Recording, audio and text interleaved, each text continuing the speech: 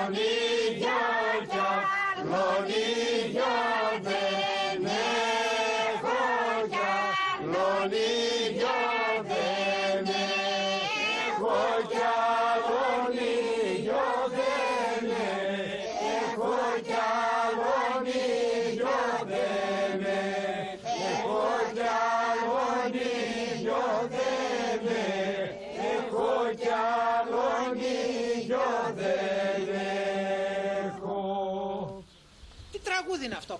Πότε το χορεύετε, πότε το λέτε αυτό? Από τα πιο ωραία που είπατε μέχρι τώρα είναι αυτό. Πότε το λέτε? Γράφω και μήνυμα στέλνω στον καπετάνιο. Γράφω γράμμα και μήνυμα στέλνω στον καπετάνιο. Μη μου χαλάσει τον υγιό, άλλο υγιό δεν έχω. Και γιατί κάνετε αυτές τις κινήσεις, για πέστε μου.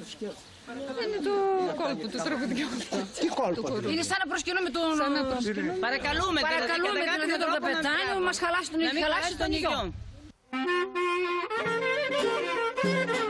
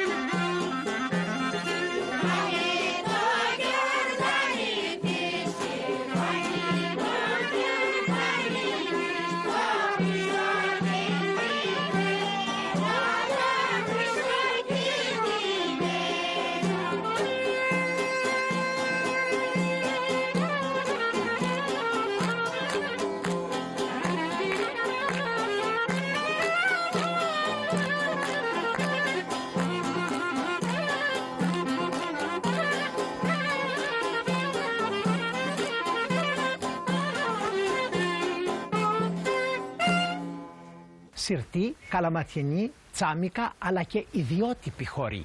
Αυτοί οι ιδιότυποι χωροί έχουν έναν ηρωικό χαρακτήρα. Ο Κασομούλης στα απομνημονεύματά του το 1822 ονομάζει τη Δεσκάτη πρωτοχώρα των Χασίων. Εδώ λοιπόν έχουν διαδραματιστεί σημαντικές σελίδες της ιστορίας του ελληνισμού.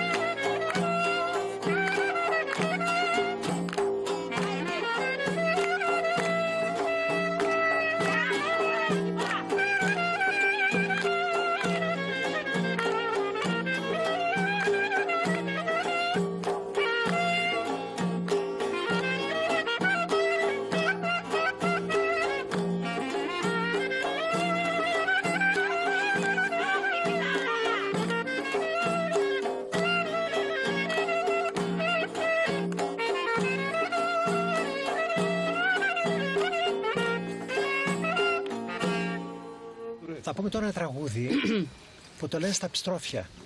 Δηλαδή όταν πηγαίνουν το σόι του γαμπρού, το σόι της νύφης, στο σπίτι του γαμπρού τη Δευτέρα το πρωί για να δουν την νύφη τους. Το κορίτσι τους. Καλημέρα σας, καλή εβδομάδα σας, τι κάνει η νύφη μας, τι κάνει το κορίτσι μας. Κώστα, έλα να μας πεις περισσότερα πράγματα γι' αυτό.